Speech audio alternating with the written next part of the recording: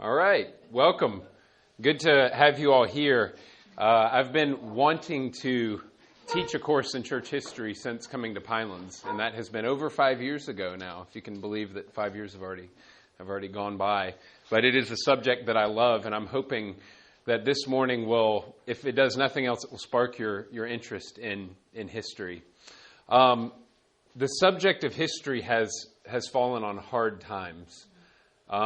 I don't know let's just do a show of hands. How many of you remember taking history classes in middle school or high school or college, and it was just profoundly dry and boring? Did any of you have that experience? I think probably far too many did. And I think that is completely the fault of your history teacher, right? That's his or her fault. I don't want to say that teaching history in a boring way is a capital crime, but maybe just short of that. Okay, that should be a punishable offense, because the study of history is profoundly important. Now, in this class, we're not going to be studying history generally or generic history, but we're going to be studying the history of the Christian church, because as we're going to see today and next week, the study of history, of church history, is the outworking of God's redemptive plans for the life of this world and for humanity. And so when you view history in that light, I think it really changes things, where you'll begin to appreciate history in a new way. So my goal this morning is just to get you excited in the study of not just history, but of church history. I've been in school for 30 years. 30 out of my 40 years I have been in school, from kindergarten all the way through the end of finishing my final graduate degree. When I finished my seminary degree, if you want to be a pastor, usually you get a degree, what's known as an MDiv, a Master's of Divinity. And once you're finished with that, usually that's kind of the end of the line. You don't need any more degrees. But I decided to do one more degree, to do a PhD, because I wanted to have more opportunities to make an impact for Christ over the next 30, 40, 50 years, God willing, of ministry. Now, a PhD is a very specific thing.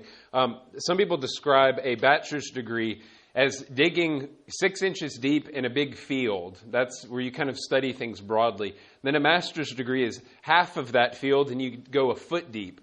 Well, a PhD is where you study.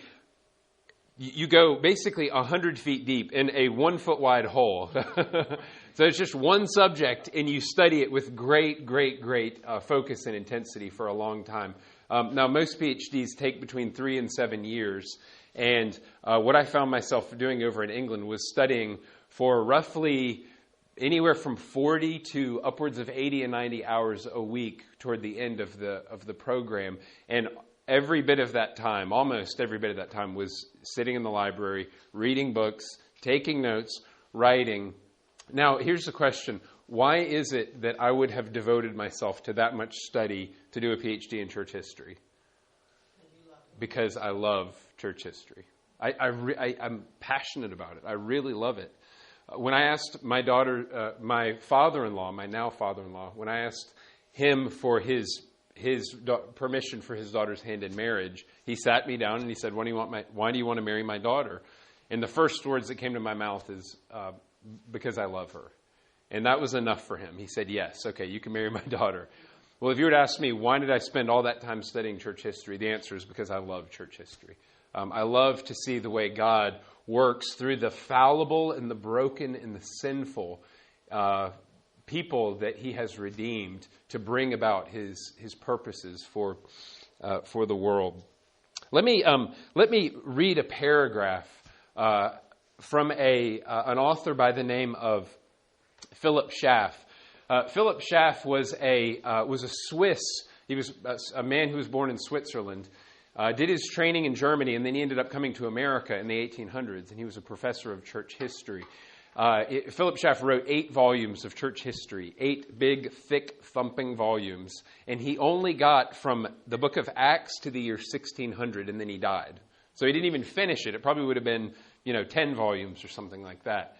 Well, Philip Schaff wrote these words in answer to the question, what is the end goal of all history? And it's quotes like this. This will be one of the factors for why I did a PhD. This just enthralled me when I first read it, and it still enthralls me today. So here's the question. What is the end goal or the ultimate goal of all time and all history? This is what he wrote. The ultimate aim of universal history is the kingdom of God established by Jesus Christ. The history of the church is the rise and progress of the kingdom of heaven upon earth for the glory of God and the salvation of the world. In Jesus lies all the fullness of the Godhead and of renewed humanity, the whole plan of redemption and the key of all history, from the creation of man in the image of God to the resurrection of the body unto everlasting life. Church history is the faithful and lifelike description of the origin and progress of this heavenly kingdom. And then he continues, at the last judgment, Christ shall make his enemies his footstool and rule undisputed with the scepter of righteousness and peace. And his church shall realize her idea and destiny as the fullness of him that filleth all in all. And then will history itself, in its present form, as a struggling and change-filled development, give place to perfection, and the stream of time come to rest in the ocean of eternity. Isn't that beautiful? And this rest will be the highest form of life and activity in God and for God. I first read that 15 years ago, and that blew me away. I said, that is awesome. I mean, what more exciting thing could you study outside the Bible than the progress of God's actions in time and in space on this earth for the life of humanity, for his ultimate glory, and for the happiness and the enjoyment of God's people. One thing that the view of history that I hold, I'll share that with you next week, but one entailment, one implication of the view of history I hold is that absolutely everything that happens in time is filled with meaning. Absolutely everything. Everything that we do, everything that we fail to do, holds profound and significant meaning. Now, I want to suggest that this sort of a statement that Philip Schaff is making is completely different from the view of time and the view of the world and the view of history that non-believers would have. A secular person who does not believe in God doesn't believe that God created everything, certainly doesn't believe that God is involved in time and in the events of history. Secular people believe in that the ultimate end, the ultimate goal of everything, the final state of everything is heat death. Now, those of you who are scientifically minded, I know, you know what this is, heat death. Have you heard of this? Heat death is what's known as a maximum state of entropy. That means that quintillions and quadrillions multiplied by quintillions and quadrillions of years from now, all of the main sequence stars will have given off all their energy, they will have died out, and for all eternity there will be nothing but cold, dead, dark, empty silence. And who knows, maybe some rocks just floating around that formerly were planets. And at that time, you will have been gone for so many years, and there will not have been any meaning to anything that has ever happened. Now, can you see how completely different a Christian view of history is from the view of what everybody, if they're consistent and they're an atheist or a secularist, that's what everybody believes. How radically different, and what good news it is that all of our lives are filled and infused with meaning when we know God and when we know his Son, Jesus Christ. And I love this statement of Philip Schaff. I'm going to quote him several times over the next week or two. But I love, it's a very basic quote, but it's very profound. The past is secure. God will take care of the future. Now, over the next, this Sunday and next Sunday, we're going to cover first matters. The fancy word for this is prolegomena. Have you ever heard of prolegomena? It has to do with a word beforehand, pro before logos, word or saying. So we're going to deal with prolegomena. We're going to deal with the first things that I want us to address before we just jump in. So we're not going to start with the book of Acts or, AD 21, which is when we believe the last apostles died out. John wrote his Revelation, and he'd written the Gospel of John and his letters by that point. We'll come to that in a couple of weeks. But this week, we're going to look at Prolegomena. So this morning, I just want to walk us through two things. Most of our time will be spent in me trying to persuade you that there are great benefits to studying church history, that this should not be an optional study for the life of a Christian and for one who wants to become a fully mature disciple of Jesus Christ. So what are the benefits of studying church history?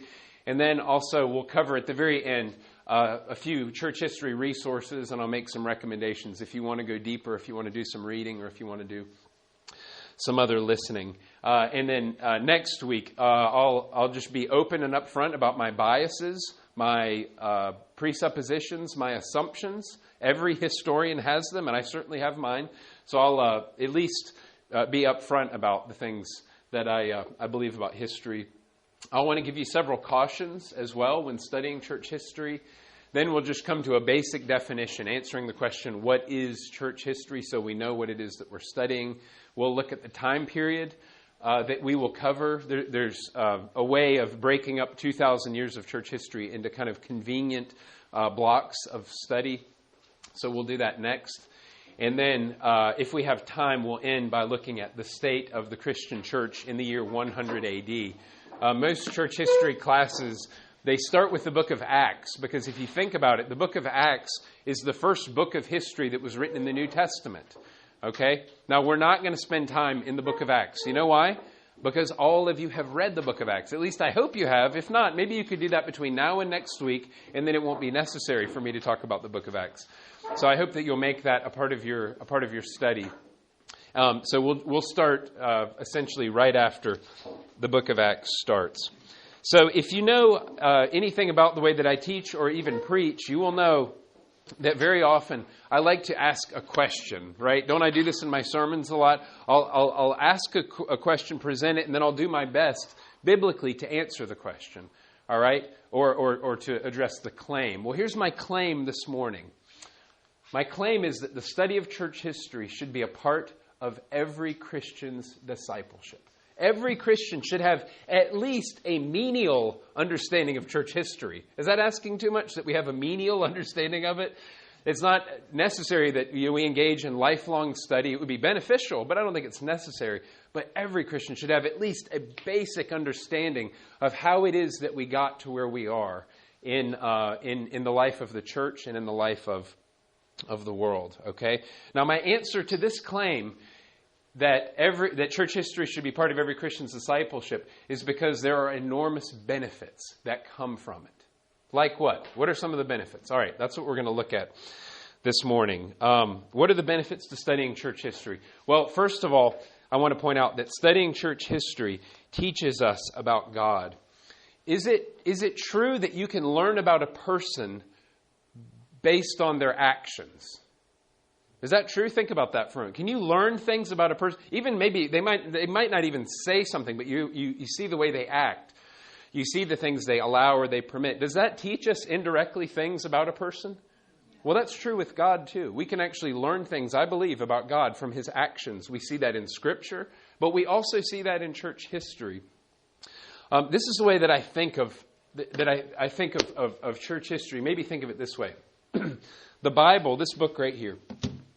This is the record. It's a perfect, inspired, infallible record. But it is the record of God's actions and interactions with humanity from the book of Genesis until the book of Revelation. Now, church history is the study of God's actions, God's activities from the book of Acts, or the end of the New Testament, until the modern time. Does that make sense? So just as it's necessary for us to study God's Word if we want to become fully mature Christian disciples, we need to study His Word that's inspired from the beginning of creation up until about the year 100 AD, right? But we should also add to that 2,000 years of history. There's a lot to learn about God from what He's allowed in time and through the history of his church. Now, as I say, we have to be very careful at this point. I'm going to go ahead and give you a caution because this is inspired history, right? Even though it records a lot of wonderful things that are God word, and it also records things that are God away, that move us away from God. I mean, as in we read about a lot of sin and horrible things in the Bible. That's inspired. Church history is not inspired. Okay, so we'll come back to that. We'll come back to that a little bit later. But we learn more about God through studying his actions and through studying the things that he does and the things that he allows.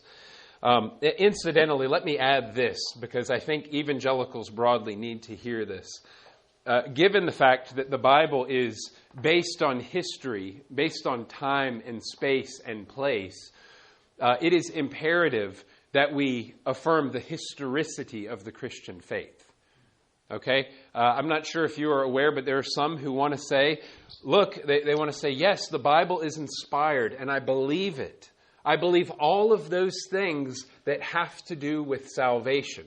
Those things are perfectly stored in this book.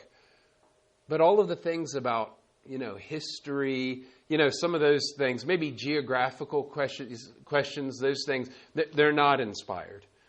Now, let's have some feedback. Why do you think that might be a very flawed understanding of the Bible? Why could that be flawed? Yes. It diminishes how much those things do point to God. Right. Salvation. Exactly. And it exalts something above the Bible, some belief or some Yes. research. What does it exalt above the Bible, would you say? Usually somebody else's research. Somebody else's research, yeah. It's like, well, the Bible says this, but these really smart scholars say this, It's like, I think I'm going to go with God. Yeah. Well, and also, how do we really distinguish between those things? How do you distinguish between, real beliefs of faith versus beliefs of fact and history? In fact, I've studied the Book of Mormon, and for me, one of the biggest problems with it is that factually it makes so many errors. I'm like, if you're making errors about basic history, why would I believe that this is actually from God? Does that make sense? So it's important that we affirm the historicity of our faith. And we must also, when we look at church history, we've got to hold the divine and the human. We've got to hold those things together and not rip them apart. Okay? So we need to affirm that God is profoundly at work in history. And we need to also affirm that humanity is profoundly at work in history. Okay? Listen to how this same author from the 19th century, Philip Schaff, puts it. He says, history has two sides, a divine and a human. On the part of God, that is history, on the part of God, history is his revelation in the order of time and the successive unfolding of a plan of infinite wisdom, justice, and mercy, looking to his glory and the eternal happiness of mankind. John Piper couldn't have written that any better, if you know John Piper. On the part of man, history is the biography of the human race and the gradual development, both normal and abnormal, of all its physical, intellectual, and moral forces to the final consummation at the last judgment with its eternal rewards and punishments. This is deep stuff for 9:25 on Sunday morning. Did you all get enough coffee? Listen to how he continues. A view of history which overlooks or undervalues the divine factor starts from deism and consistently runs into atheism, while the opposite view, which overlooks the free agency of man and his moral responsibility and guilt, is essentially fatalistic and pantheistic. So in other words, we have to recognize that God is at work in history. I don't know how anybody who professes to be a Christian who has read the Bible could think that God has just left everything to chance. I mean, that is not even close to a Christian idea. So God is profoundly at work in history. But humanity is also profoundly at work in history. And God's the eternal outworking of God's plan, he has ordained that his purpose has come to pass through the actions and the activities of humanity. Those free choices that they make. Right? So that's how we have to hold these two things together.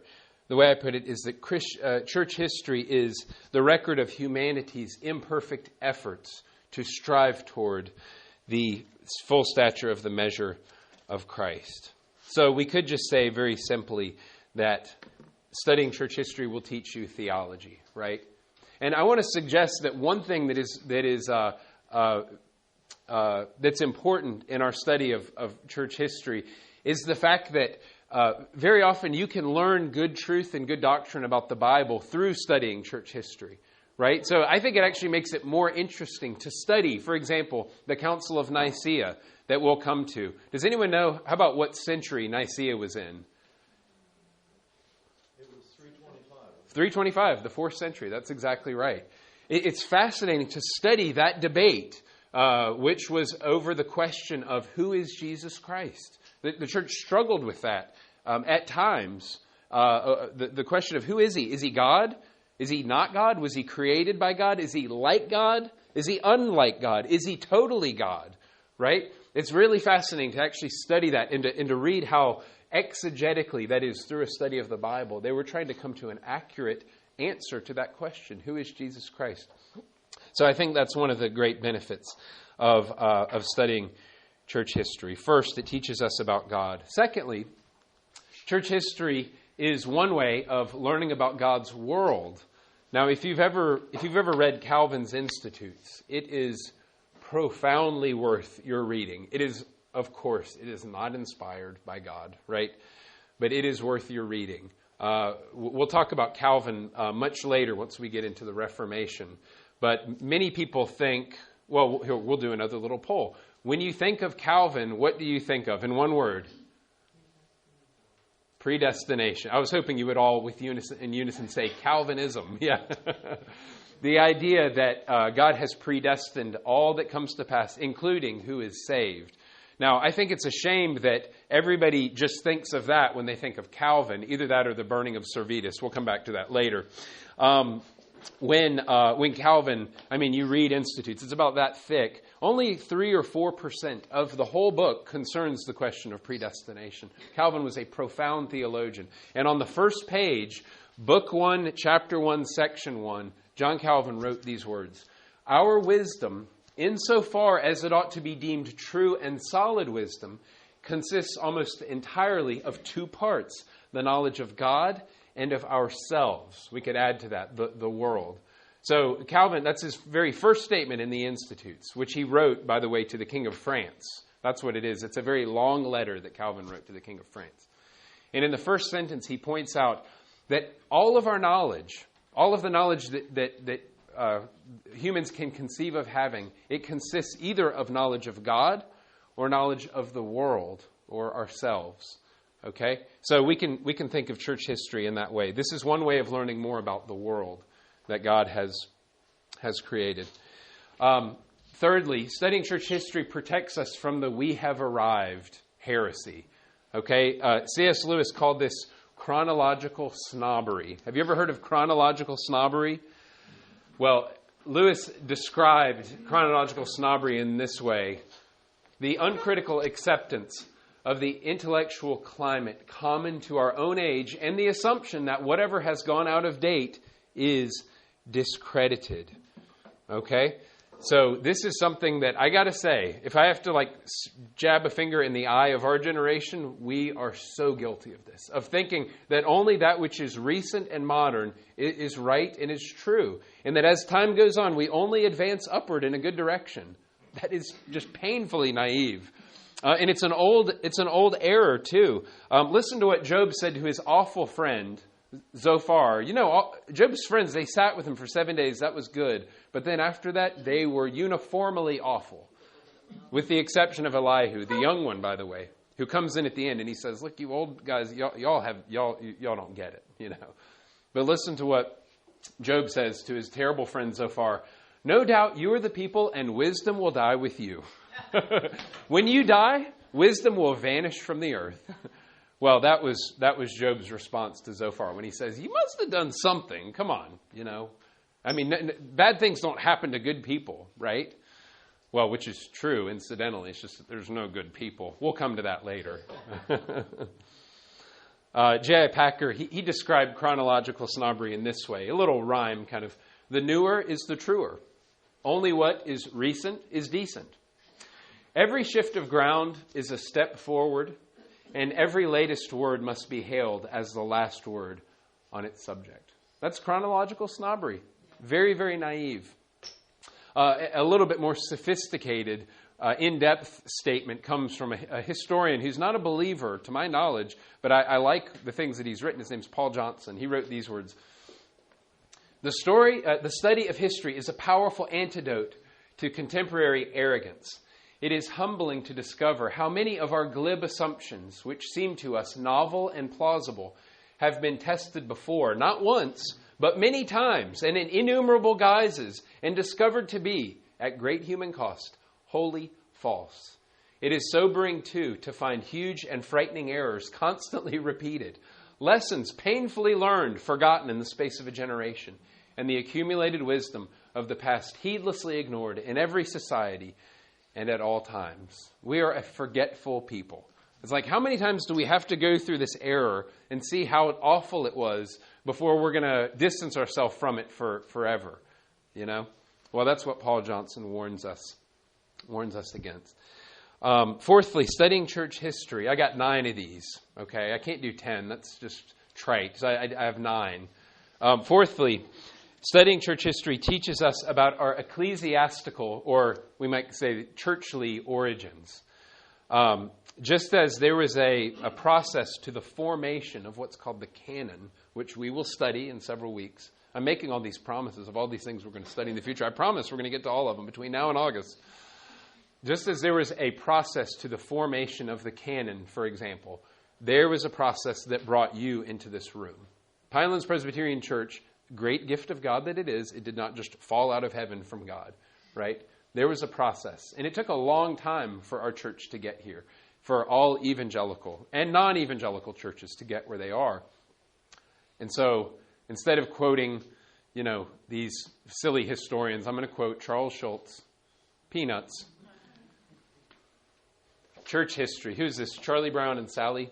She's pondering and she says, when writing about church history, we have to go back to the very beginning.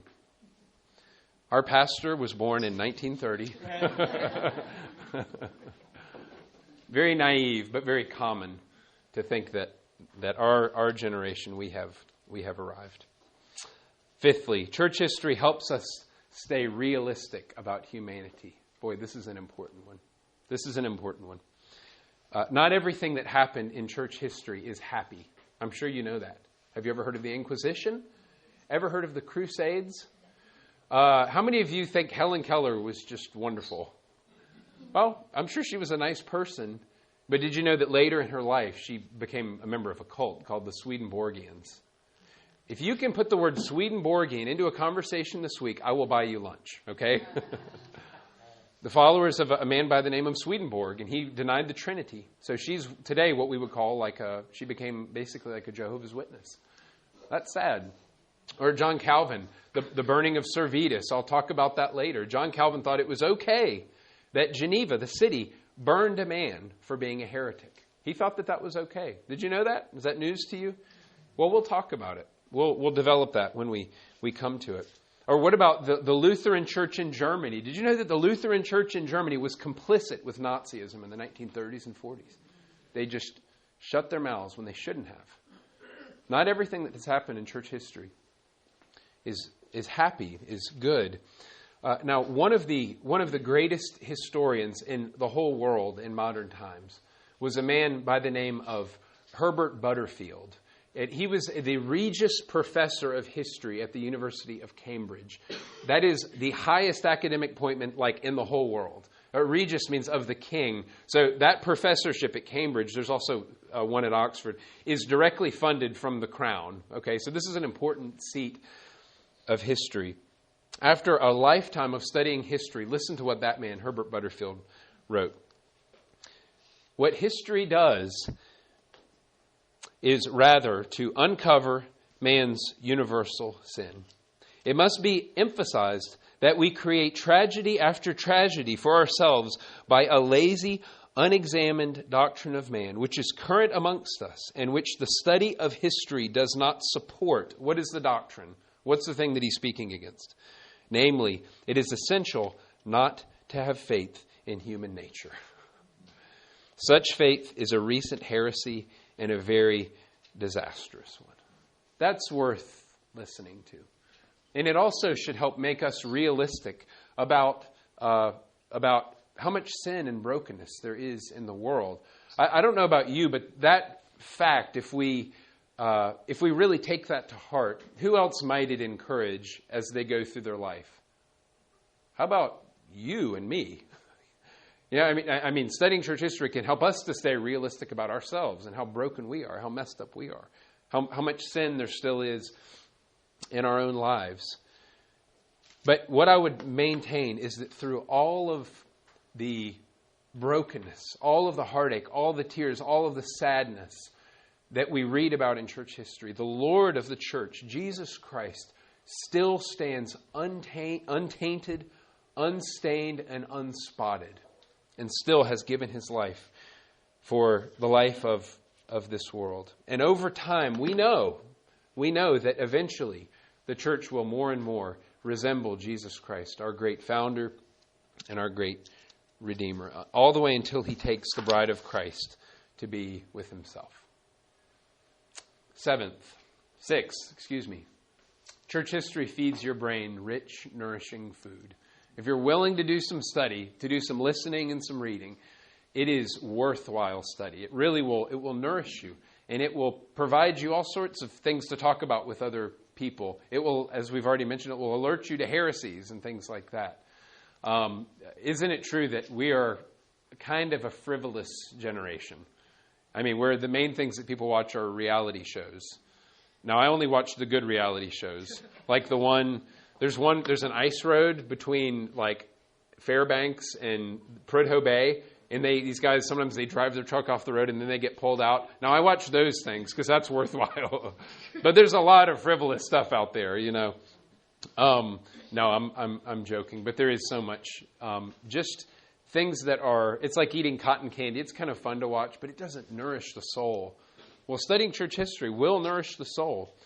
It really will. Healthy people care deeply about what they put in their bodies, right? Well, people who grow up to be strong, they care about what they put in their minds as well. Christians should be very thoughtful about that. Seventh, church history educates you deeply. Church history will educate you deeply. I would argue that a person cannot really claim to be fully educated unless if they have some understanding of the history of the church. I mean, for good or for bad, the Christian church, true believers in Christ, have left an unbelievable imprint, an impression on this world. Probably 15 years ago, I read a book by James Kennedy. Did any of you ever go to Coral Ridge when he was alive? No? Okay, or maybe visited. Did you go there? I used to watch him. You used to watch it? Okay. Well, James Kennedy wrote a book, I think back in the 1990s, called What If Jesus Had Never Been Born? And it was an account of, or a record of just all of the things that the Christian church has done for good. There's a lot bad, but there's also a lot good. I mean, hospice care, that was something from the church. Hospitals, the university, so many things. The principles of even constitutionalism and democracy. I mean, a lot of those things do come out of the Bible. So there's been an enormous amount that the Christian church has done for this world over the past 2,000 years. So you can't really claim to be fully educated unless you have some understanding of church history. This one, I love this one. This one's deeply encouraging to me. Church history teaches us that whatever we go through, other people have gone through that before. It's a hard thing to go through a tragedy or some kind of suffering and to think that you're all alone and you've never gone through that. Or nobody else has gone through the things that you have. Well, that's not true. This should give us great encouragement and hope that no matter what we face, Jesus, our Savior, will walk with us hand in hand all the way from the city of destruction to the celestial city. He will walk with us and be with us just as he has been with others. Now, what am I referencing? The celestial city and the city of destruction. What book? Pilgrim's Progress, which I taught for a couple of years ago. Friends, there is nothing that you will ever go through that other believers have not gone through and survived in the past. Let me tell you a story about that I like very much. Charles Spurgeon, the great Baptist preacher in England back in the 1800s, went through a time period where he was very distressed by thoughts that were coming into his mind.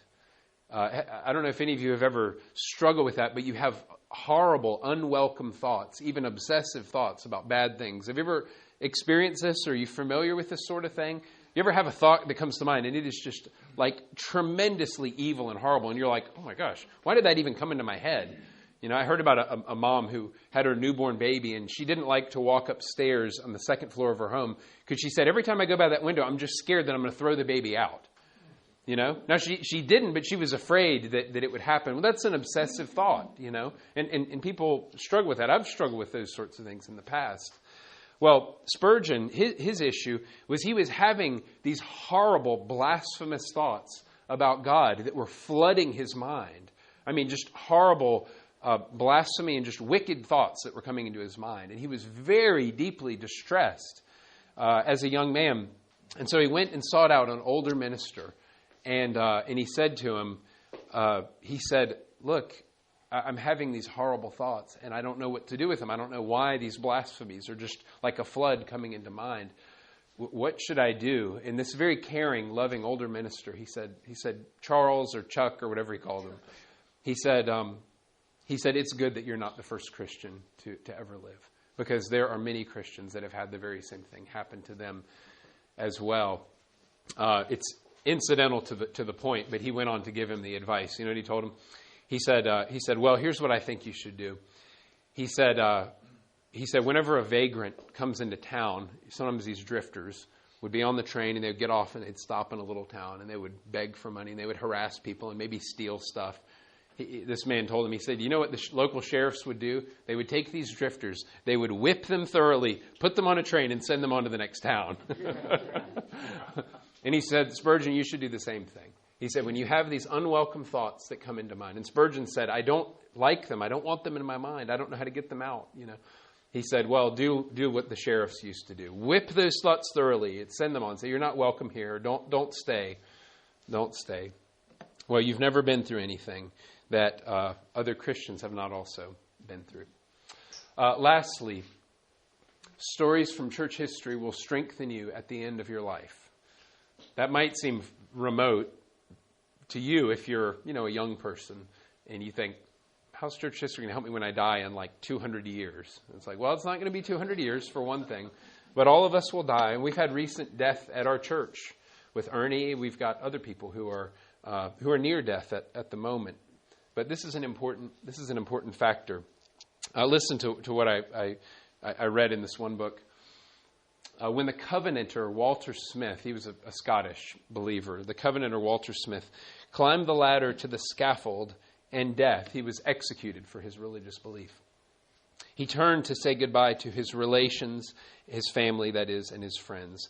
And then he said, farewell, all created enjoyments, pleasures and delights.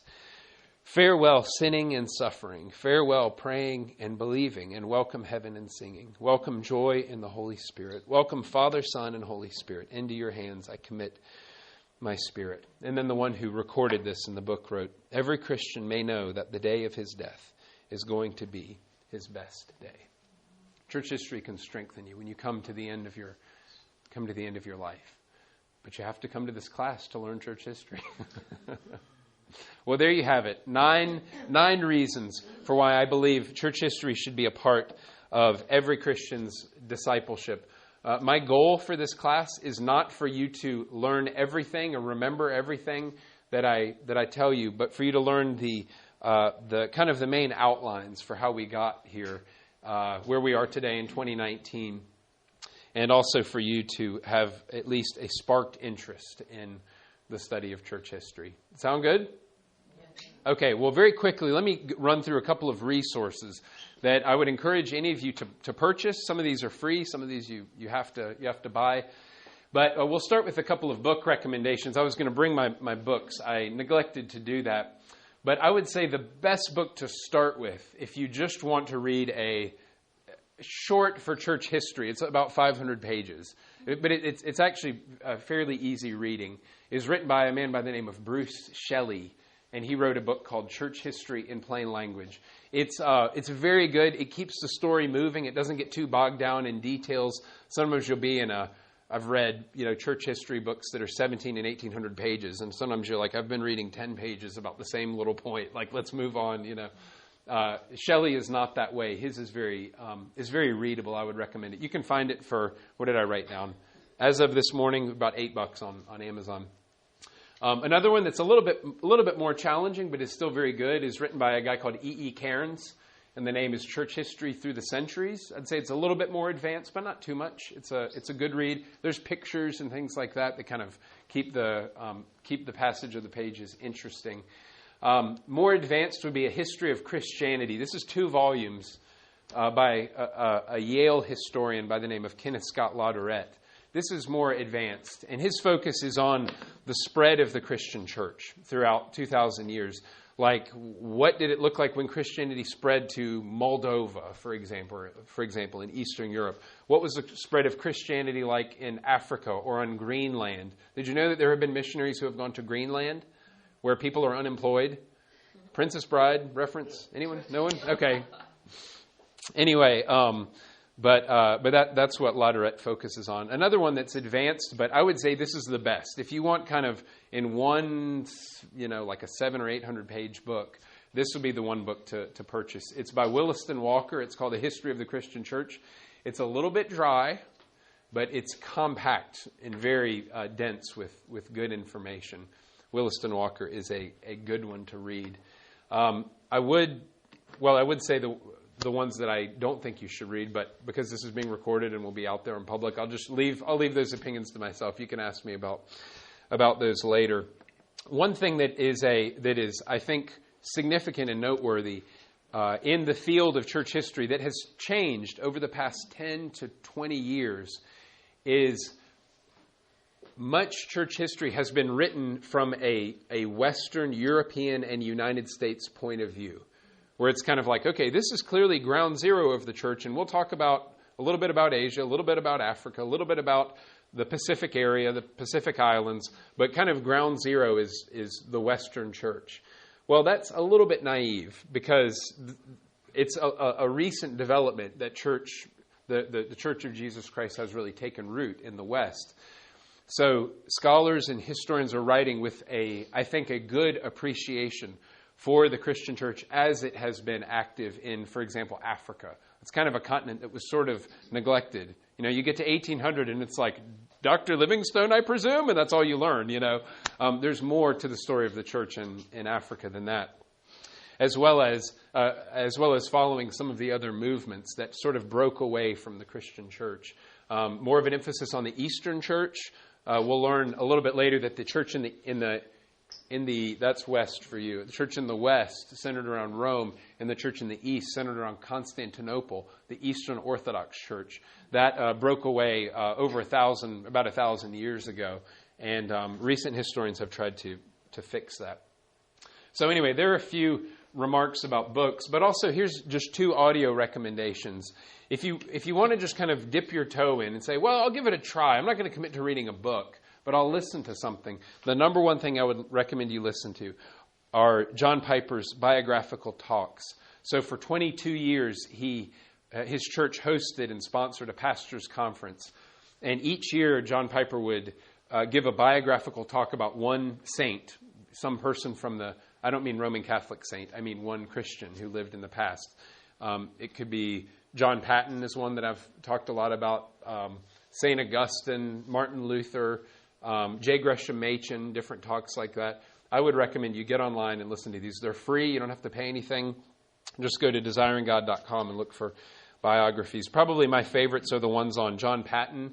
This missionary I've talked about who went to cannibal people and took the gospel there. One on John Newton, George Mueller, Adoniram Judson, Charles Spurgeon, and David Brainerd. So start there and just give them a listen. I think you'll be fascinated because you learn the facts of history clothed with an interesting story about a person, and Piper does very good with that. And then lastly, I'd point out my dad who's here. Hey, Dad, thanks for being here. When he attended seminary and then he later taught in the same seminary. One of his church history professors was a man by the name of Greg Singer, who is with the Lord, but he was a very, very, very learned church historian who did a PhD from University of Pennsylvania back in the 50s, I think, 40s or 50s. And if you go to sermonaudio.com and just type in church history, you can listen to his lectures on church history. But that's a man who, what was his reading habit? I think his reading habit was something like he would read 3 or 4 books every week. And not kind of like a light reading, but like a detailed analysis and taking extensive notes. And he just did that for decades. I'm sure there were weeks where he didn't read 3 or 4. But when you do that for many decades, it's unbelievable the amount of knowledge that you can store up. And he had a great heart for the Lord as well. So there you have it. There are my recommendations for books, my recommendations for audio. So now I will open up for questions. Do you all have any questions about anything that's been taught this morning?